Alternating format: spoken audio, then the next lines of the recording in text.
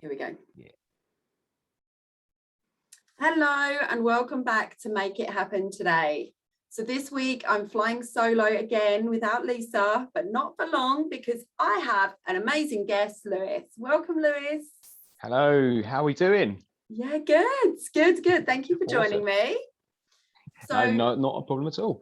So Lewis is my personal trainer and has been kicking my ass into shape since October 2020. I love every single session. I think only once you've made me feel sick, but you always bring your A game. Amazing advice and great sessions for me every single week. I absolutely love them. Thank you. No, yeah, always bringing something different. Try to guinea pig. Yeah, definitely. Yes. Lewis has got an amazing positive attitude. He's got an incredible fitness journey and turning his hand now to becoming his own business owner. But it hasn't always come easy. He's had to overcome a lot from his childhood, but you wouldn't know this if you meet him now. Enough of my talking and my introduction, and let's hear from Lewis and his journey to building a life that he loves. So firstly, Lewis, thank you for agreeing to be my first male guest. Not a problem at all. I'll be the first. I love it. Hopefully first of many. I hope so. So why don't we start at the very beginning of your story and you tell us a little bit about your upbringing? Oh, so my upbringing is all a little bit of a mixture, really. So I'll start from like basics. So when I was younger, my father did leave sort of an early stage. So I think that was around about when I was sort of 10 or 11 years old. It's all been quite hazy, really. My dad didn't disappear. You know, he was around. He'd done, you know, I suppose a weekend or so we go to visit my father. He'd moan about taking us out. But yes, I was living with my mother. She was taking care of us again ever since from a young age. She, as a single parent, she kind of struggled really. So we had like myself, my brother, my sister. Unfortunately, when we were sort of about 14, 15 years old, my sister went to live with my father. And it's sort of where, I suppose around about then, that's when everything just started to fade out with my father and that as well. We wasn't seeing him as much. And then when we did go to see him, he would kind of get a little bit moany about it. So it's, I suppose, as me and my brother got older as well, we kind of just pushed him away, really, you know, as dad. And it's a shame. So as we got to our, let's say, 17, 18 years old, I actually didn't see him at all for about, I suppose, 15 to 17 years at that point as well. But my upbringing's been, we've never really been well off as a child. And we've always had to kind of make do with what we had at the time, you know, and that was, my mother did struggle a bit. Although we had family by our side, it wasn't always there all the time. And so it was always my mother who had to deal with like all the ruckus that I would do, or what my brother would do. So like me and my brother are completely different. Myself, I was a bit of a, what would you call it, a rogue? Well, whilst my brother was really quite, so I was always out and about, you know, drinking with friends and things like that, even from a young age. We used to go out skateboarding, causing a bit of havoc as you know, as a teenager. But you know, as you get older, you begin to change. But my background is kind of like, we've always been doing like a bit of different things, I guess, as well. But like I said, wasn't always well off as well. But again, we had to we deal with it, you know, as we do, like with humans, you know, we just try to work around what we do, you know, we don't dwell on it. But we just that it's been tough. I'm not saying like with things like that. It was relatively tough. It's never easy, but you learn to live with it. You definitely do. And I think as a child, you go through certain things, you become sort of more resilient, don't you, to things as well, and you get a little bit more of a thicker skin from unfortunately going through these experiences. I think it does it does shape who you are as an adult, but it does make you, I don't know whether, does it make you harder or does it make you more thick-skinned or a bit of both? Yeah, and yeah, exactly. It does actually. Do you know? It makes you a little bit more harder. It makes you appreciate like things in life as well, especially when you do achieve something, or then like you gain something. And again, like when as time gone on, becoming a father and stuff like that as well. It's yeah, you just do appreciate life, and it just got to that point. I like to be able to do stuff for my son, and actually being able to do things that my father didn't do with me. It's Yeah. yeah, definitely. Yeah, I follow you obviously on the fitness side of things, but from a Yeah, personal point of view as well, you're very doting on your son on social media, and you're always, yeah, well, whenever, every week as well in the sessions, you're always talking about him. I don't think there's ever been a session you haven't spoken about him. And I think that's amazing, to talk so highly of him and the yeah, things that you do. You just show everybody that follows you, look at me as a dad, look at my family, look at, I know your girlfriend isn't in so many of the photos, but I don't know if that's her choice. Some people are yeah. shy. I think that's her choice as well. Really, that's exactly Yeah, it. Like I know there's sometimes I've taken photos and I like with like us three, like a kind of a selfie kind of thing. And yeah. it's like, yeah, that's not going up. Or she chooses not to be in it, and then sometimes I choose not to be in them as well. So Yeah, yes, of it's one of those things. course. Yeah, definitely. No, but I think it's lovely, all the things that you do and making the memories, and you always find something new to do. And I think making the memories as well. And some people think that you have to have money to make memories and build lasting memories. And you Exactly. just Yeah. prove constantly that it isn't. You always find somewhere new to go, or new walks, or new beaches. And I think Yep. that's Yep. really lovely as well. It's kind of old It is. fashioned parenting. Yeah, it is. I must admit, and we always like to go places where there's hardly anyone at all, just to keep out the way from people as well.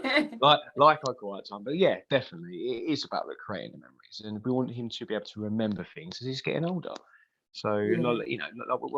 we should with our children, I guess so as well. But I feel like nowadays with what the world is, I suppose we don't really think though, do we? Really, it's Yeah. um, time goes so quick, and when it Hmm. does go quick, it passes, and then that's when we look back and we think, oh, hang on a minute, I wish I'd done this. Yeah. And because I didn't get that with my dad, I that is why I want to do it with my son as Yeah. well. I Definitely, it love definitely that. is.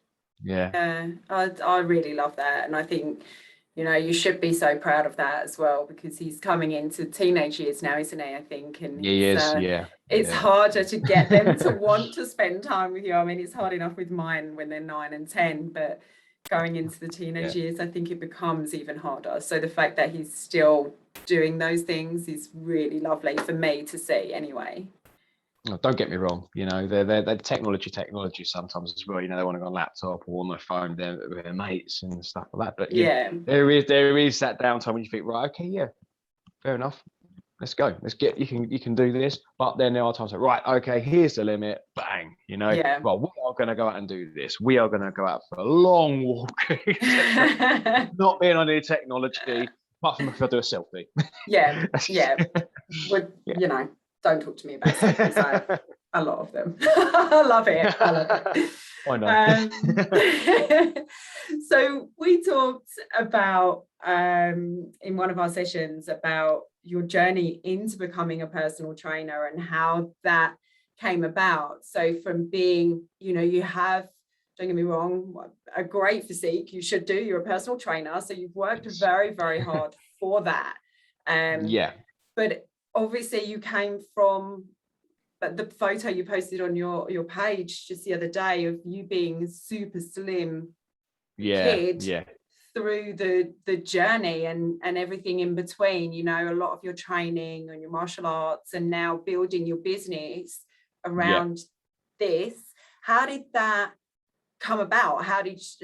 What made you decide to go into personal training or change the way you look and therefore build a career out of it?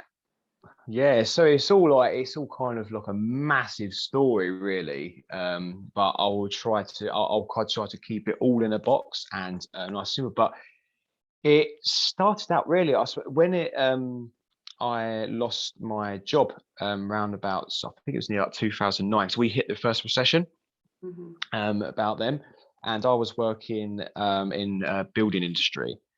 Back then I was doing a apprentice carpentry, so I was also at college at the same time. But that was 2009. My son was born as well. So everything all at the same time. You know, there was a lot going on back then as well. So again, and once I lost my job, my other half was still working at the time. Anyway, so again, we was quite thankful for that.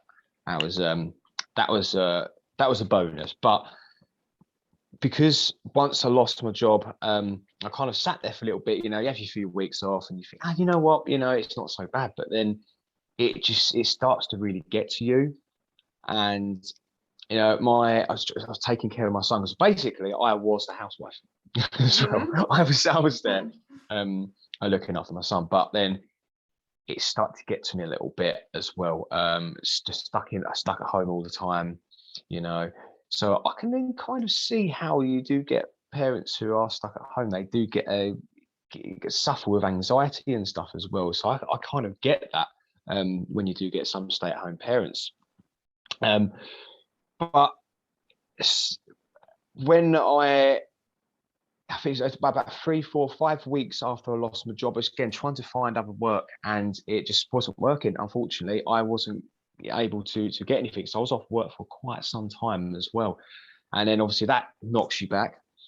And then after seeing a doctor as well, because I thought, you know, I'd start to feel a bit down, lack of energy, didn't want to do anything.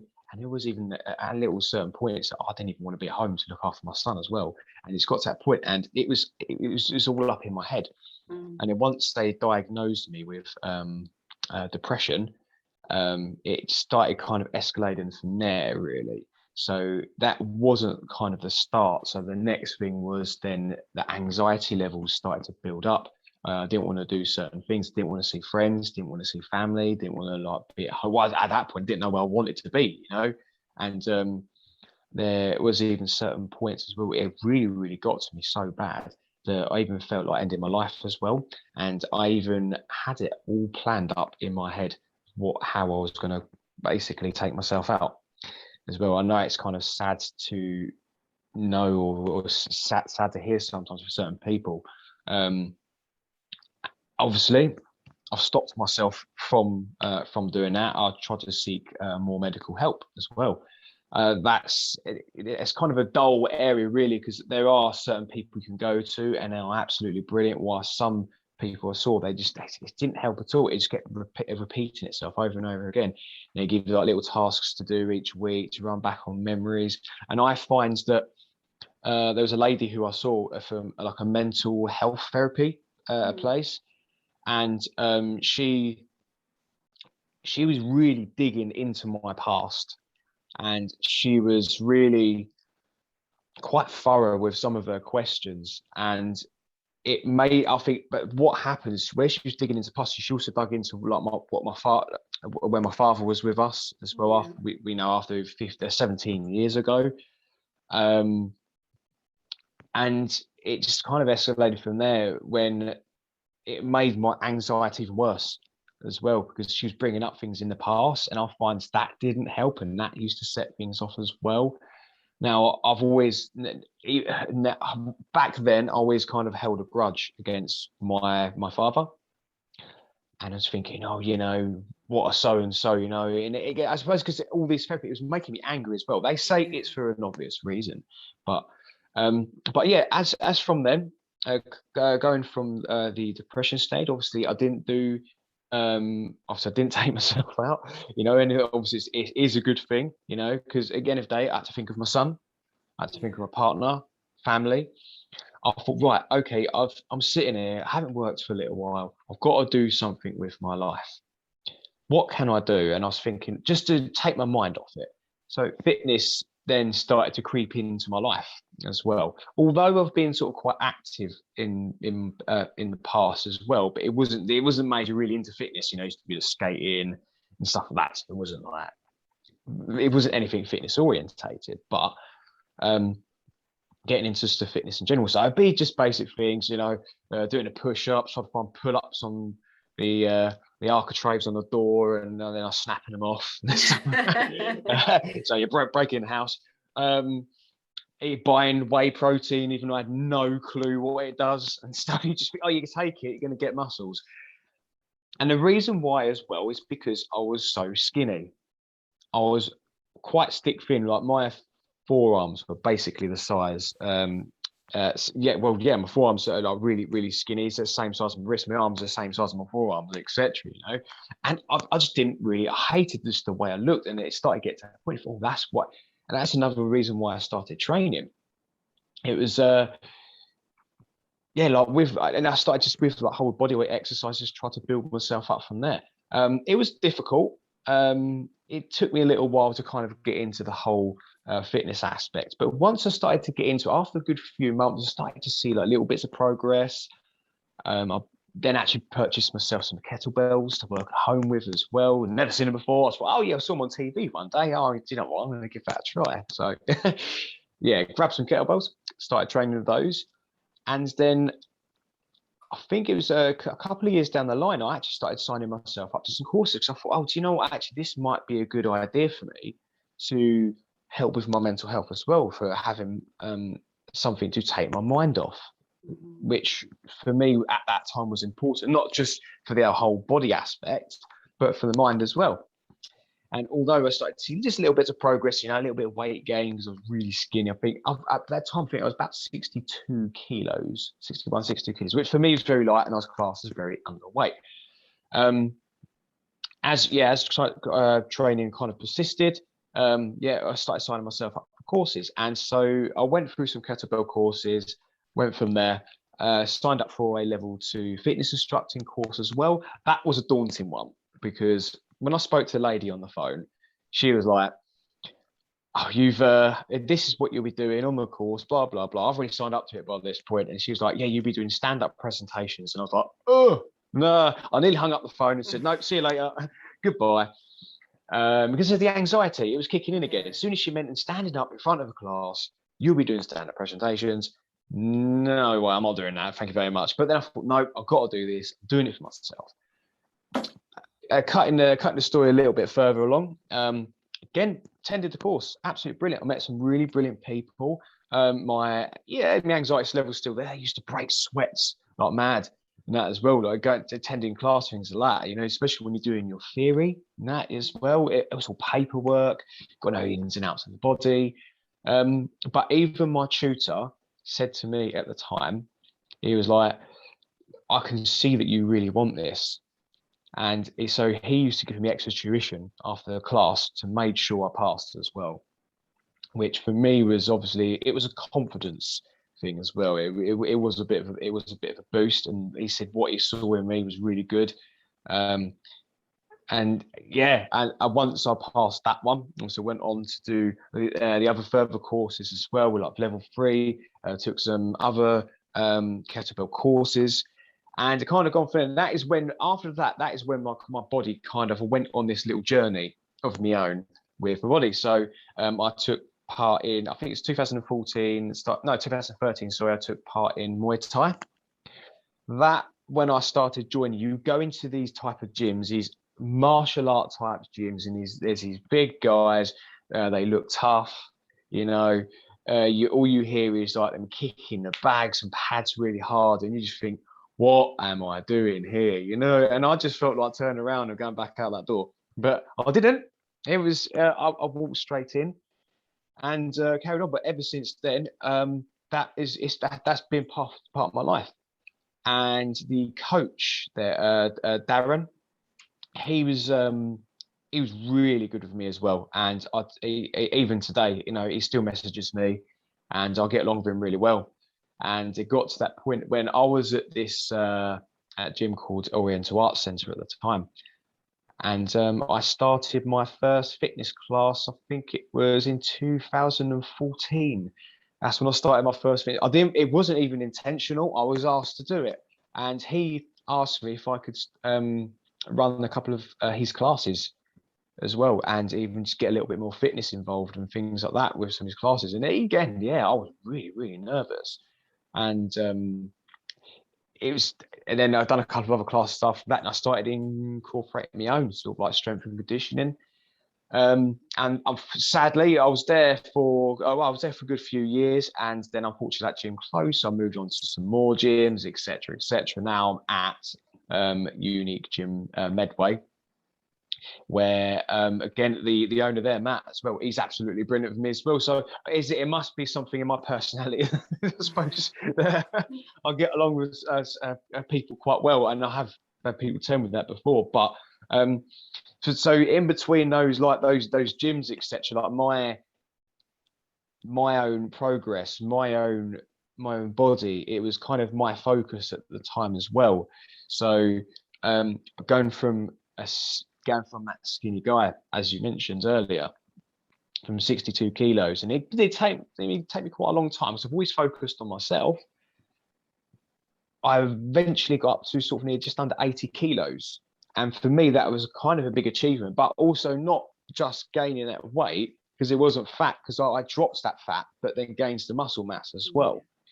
And that was a good confidence boost.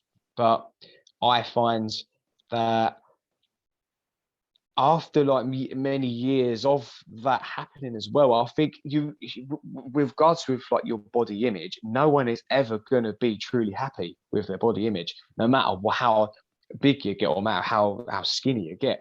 I think it's all up in your mind. It's a psychological thing. So after when you start realizing that, I start to find more focusing more on strength and focusing more on strong mind basically as well. But it's been it's been a little bit of a long journey. Don't get me wrong, with the whole depression side of things, it started, it kind of grew, and I don't think deep down, I don't think little things have gone away. I think you still get them anxiety things there, especially when meeting new people and that sometimes, but it's about how you control it at the end of the day, and that's what I think is important. Yeah. I think it's, I completely agree. And I think your journey is really inspiring for so many people. And I'm really glad that you got to share that with us. So thank you for being so honest about your story and your journey. And I really think people will get a lot out of that as well, and a lot out of how to kind of overcome those things, and how if you push through the fear, you can achieve more than what you think that you can. And I've spoken about this before in one of my other podcasts, about just being brave about your journey basically, and your decisions, just even if you're afraid. You were afraid you nearly walked out of the course because you're afraid to do the public speaking part in front of your classmates. But look what you achieved when you pushed past that.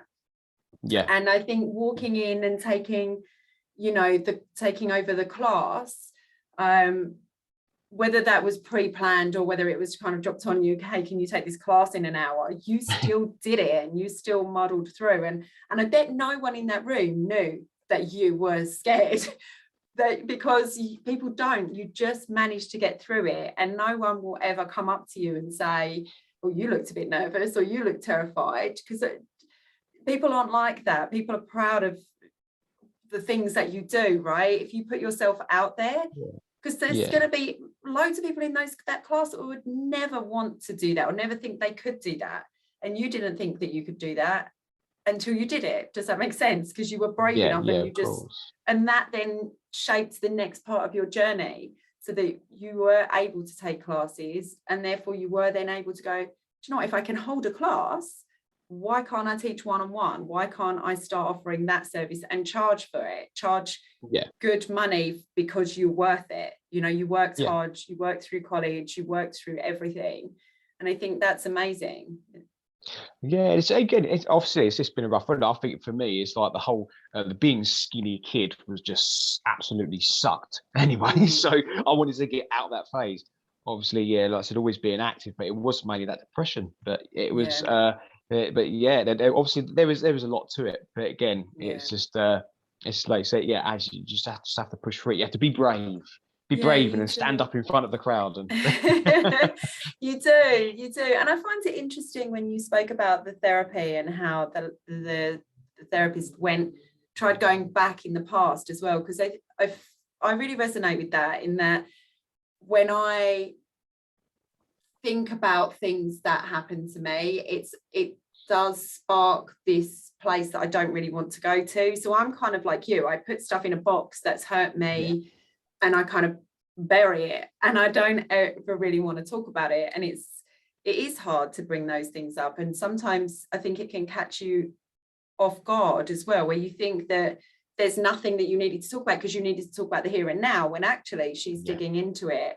And that's a lot as well to overcome. I think, especially if you're in a vulnerable place, to go even further back it can be quite hard. of course, yeah, it definitely does. Yeah. Yeah, that's exactly it. But I'm glad I've I pushed all through that. You did definitely. I mean, do you have any tips for people that are looking to go sort of launch their own business? So how did you go from, like we talked about, to having some sessions or running some classes and going, this is now going to be my business? So do you have any tips for anybody of where they could start? Yeah, I would say, to me, I said the best tip, and the number one tip, and I always will say this to myself now, is always do what you want to do, not what others want you to do. Because I think it's always listening to yourself. Because in the past, don't get me wrong, from the start of the business until now, you do listen to a lot of people, because sometimes in business you do get a bit of confusion of where to go, where it's going to lead to. And from that start point, again, I have been listening to people think, oh yeah, no, oh yeah, Lou, why don't you do this, or why don't you do that? And it's like, okay, yeah, I'll do that because they're saying so, because they think it would be beneficial for me. And then it really wasn't. And it's not really deep down what I wanted to do. As time gone on, and I started listening to myself of what I wanted to do, I started being a lot more better at my job and a lot more happy with my job as well. Why would you want to do something in your business that don't make you happy, really, at the end of the day? So that is probably my number one top tip. Really. I'm going to say for anyone who's out there looking to start a business. Yeah, I'd say. I think that's a great tip, because there's a saying about it's like paddling upstream, isn't it? It's because you're going against the natural flow. So if you're going against your gut instinct and you're going against what you believe and what you believe to be right for yourself, it's gonna be really hard work, and it's gonna take much longer to get your end goals. So I think that's an amazing tip for sure. Yeah, one I have to always kind of stick by. Yeah. Even you still get people just trying to push you to do things that you don't want to do, and I'm just like, whoa, hold on there. And then that's it really. I'm like, the thing is, like, even the business now, I'm quite, I'm not saying not arrogant. That's probably the wrong word, but I'm sort of like, no, I'm not doing this, not doing that. If I don't want to do that sort of thing, I won't do it. Because it's not for me. At the end of the day, it's my business, and I want it to go this kind of way. Yeah. At the end of the day. Yeah, and I think that's also where you've got your own self-worth, and I've built your own confidence to know that over your journey. Of course, so I think that's something definitely for people to take away. It's just I'm not going to keep saying be brave, but just keep believing in yourself and know of course, know that's your it. journey. That's exactly, and you can't go wrong, can you, with that? Definitely. So our sessions, the PT sessions that you bring every week for me, and you push me towards my goals, we've talked about how you try new things before you bring them to clients, and quite often I will be your guinea pig. Sometimes I surprise you and do better, and sometimes I'm like, I'm going to kill you, I'm going to throw something in these boxing gloves are going to miss the pad. Yeah, definitely. So where do you get your inspiration? Because honestly, every week I leave and I'm so thankful and I have a great time. So where do you get your inspiration from for the sessions? Do you know what? I think a lot of the ideas, programming, etc., it actually all comes from myself. I know a lot of people get quite shocked with that, but um, it's just I've obviously got just something in my brain that kind of just clicks. Oh, do you know what, right? This would cause them pain and misery. And to me, sometimes it's not all about that. Again, obviously it's about results, but yeah, I suppose most of the time it's inspiration for myself, and I do put the when I put like programs of workouts together. But then on the other hand, I do watch other sometimes YouTube channels as well. So like with Athlete X, Nick Nielsen, Funk Roberts, etc., etc. But I think deep down, really, the inspiration actually comes from actually training the clients themselves, like yourself. As you say, I've chucked stuff onto you, and where I think, oh, do you know what? Right, I think that'll be really good. Yeah, I can see her maybe, you know, on the floor afterwards, etc. But then you've kind of sailed through it, and then you're still standing there, hands on hips, and you're like, right, okay. I think we need to add a bit more onto that now. Burpees. But the thing is that's what happens, and I think this is the thing with like with doing the whole fitness as well. Like you've got to be prepared for the unknown, because although like many years ago I'd have like a plan or routine set out, and then someone comes in, they're injured, or someone's a bit more, they're a bit more energetic. You've got to be prepared at that point to say, right, okay, let's do this instead, let's do that. But yeah, I would say, the inspiration definitely comes from the clients doing the workouts, and that kind of gives me ideas as well, other ideas for the future. Yeah, I love that. It's good. I talk about fitness pretty much at some capacity in every single one of my podcasts. I think I'm a little bit crazy about it. But I talk about it with my friends as well, because I understand that I'm fortunate that I can have you come every week because I can afford to do that. And some people, make a decision to go to the gym, but I've spoken to people before, some of my friends that don't have the time or money, and there are lots of things out there on social media as well. So there's a couple of women that I follow, and they do little mini videos just to give inspiration and give tips and ideas out to people that are looking for that. And you're quite social on quite social on social media, should I say. And you've done a few bits and pieces. I know during lockdown you tried to do a couple of videos for people. Yes. But I also know that you've struggled because Google have blocked a few of you Facebook have blocked a few of your videos and stuff, which is got to be really hard when you're building your brand and building your business. Do you have any tips for people who might be looking to, whether it's in PT or not, but looking to build kind of their brand's reputation online? I would say the first one really is actually to know your target audience as well, because I think nowadays people are happy enough to chuck their business out there, not knowing where the audience is going to lie. Now, I suppose, like you said with Facebook, I've put up posts in the past, and because of, like, let's say certain content, they tend to block my posts, and you actually got to be careful now of your text that you input into any posts because of the algorithm.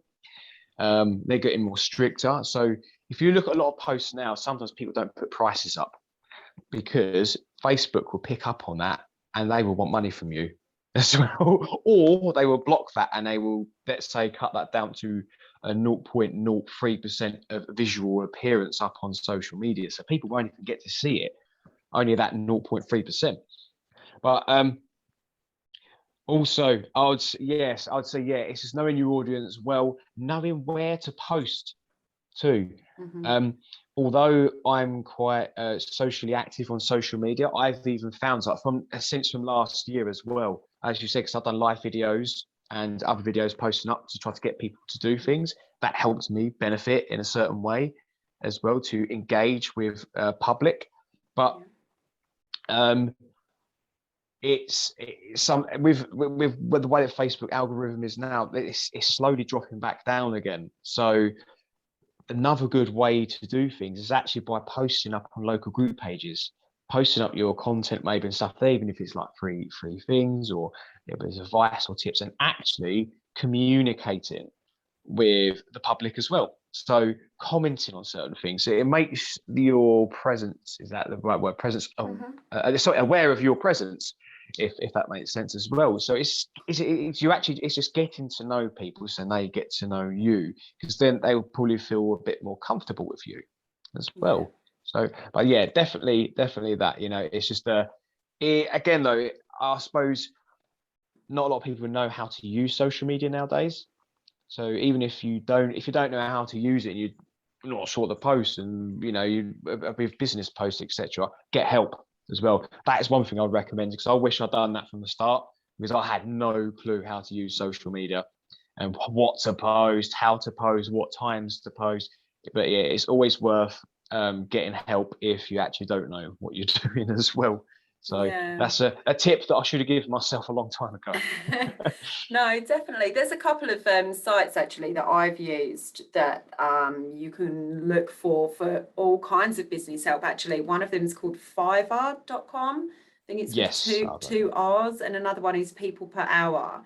And both of those, if you're looking for social media help, or if you're looking for a logo, you don't even know how to design a logo, or if you want someone to write your website copy, if you want someone to design your website, those sites are amazing, and they kind of cater for all budgets as well. So that's something just as a business tip for anybody that needs it. Those are two sites that I've used before, and my partners use them, and we've used them in business and stuff, and they are a good place to go for that kind of stuff. If you kind of don't know what you're doing on social media, or you just don't know how to do SEO, you could go there for your SEO if you're building a site and want to start getting it ranked. So there is lots of help out there for businesses.